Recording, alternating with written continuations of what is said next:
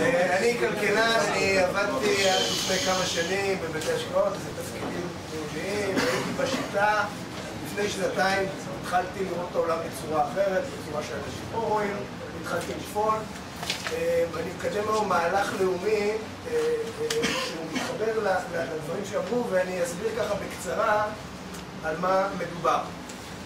מהדברים שיהודה אמר, שרוב הכסף נמצא בכספים לטווח ארוך אצל קרנות הפנסיה וחברות ביטוח הגדולות, אז אם בעולם זה 70 טריליון דולר, אז בישראל, בשוק המקומי שלנו, מתוך ה2.5 טריליון שקל, שיש סך כל הנכסים של הציבור, טריליון שקל מתוך זה נמצאים בכספים הפנסיוניים, שזה בעצם שלנו.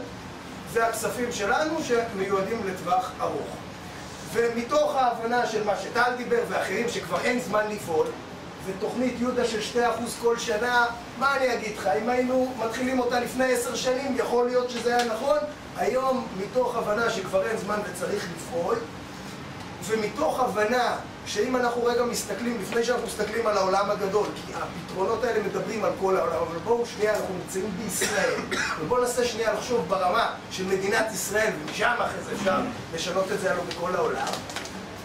אני חשבתי על דבר כזה, לקחת את הכספים האלה שקיימים, שנכון להיום מושקעים בכל מיני אגרות חוב של טייקונים, שאנחנו רצינו פשוט לעשות כסף מכסף, ואנחנו הסכמנו לקנות את האגרות חוב של תשובה ושל דנקנר ב2% מעל הממשלתית, חשבנו שזה בטוח, עכשיו אנחנו מגלים שעושים לנו תספורות גם של 65%, וזאת רק ההתחלה.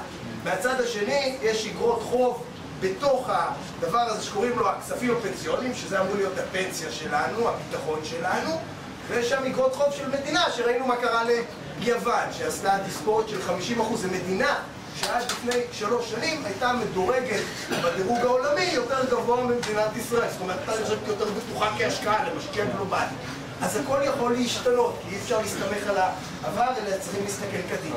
מה שאני אומר, כל עוד אפשר עכשיו לקחת את הכספים האלה ולהשקיע במשאב שיכול להביא אותנו למדינה, למעצמה, למדינה עשירה ומעצמה טכנולוגית. כי זה, מישהו פה אמר, אתה אמרת, יש פה מוחות נהדרים, נכון? פה יש מוחות נהדרים בתחום הכלכלה, אגב שכנראה סיכוי מאוד גדול שגם אם יושבים במדינות אחרות על הדברים האלה, הקובץ שיש פה, זאת אומרת, אם יש איזושהי ייחודיות למדינה שלנו, זה יכול להיות מחקר ופיתוח, זה המוחות שלנו.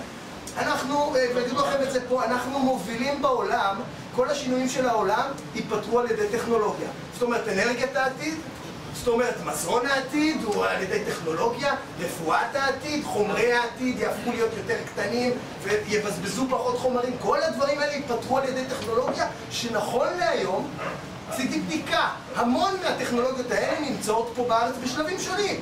זה דברים שעדיין בשלב המחקר באוניברסיטאות, שלב הפיתוח בכל מיני חממות טכנולוגיות, עד לחברות ששוות 10 מיליון דולר ו100 מיליון דולר.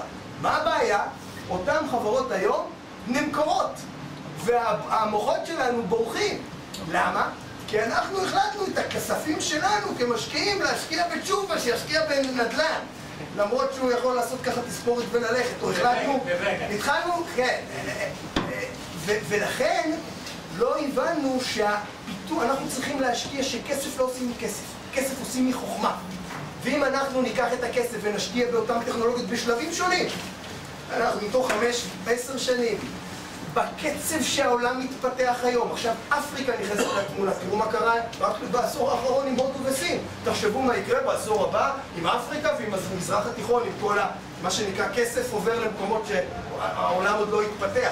הוא נע ממדינות המערב למדינות המתפתחות. מה שאני אומר, לקחת את הכסף, להשקיע בו, תחשבו שרק הפרמיות השנתיות שאנחנו משלמים כל שנה, זה המעבידים, העובדים, העצמאים, זה 60 מיליארד. תחשבו חצי מהכסף הזה, 30 מיליארד. תשקיעו פה בטכנולוגיות, לדאוג שאותן חברות לא ימכרו את הטכנולוגיה החוצה, אלא יישארו פה ויהיו פה חברות ענק. אנחנו נמכור את תוצרי הטכנולוגיה. תחשבו איזה כוח בעולם, אבל לא יכירו אותנו בכל העולם. אלה החבר'ה, ישראל זה לא רק הבעייתים עם הפלסטינים ששונאים אותנו משנה לשנה. הם דואגים למזון עתידי, לאנרגיית העתיד והדברים האלה. ויהיו פה עוד מאות אלפי מקומות עבודה, מי ששאל, כי נכון להיום אחוז מהחברות ענק שמוכרות את התוצרים שלהם בעולם הם אחוז מהחברות במשק, אבל הם דואגים לכמעט 20% מהתוצר. הם מעסיקים כמעט 50% מכל העובדים בתעשיית ההייטק, שזה בערך 250,000 עובדים. זאת אומרת, תכפילו את זה ונדאג שיהיה פה 100 חברות כאלה, סביבה מיועדה עם מלא סטארט-אפים, ולא כל דבר אסור למכור את הטכנולוגיה.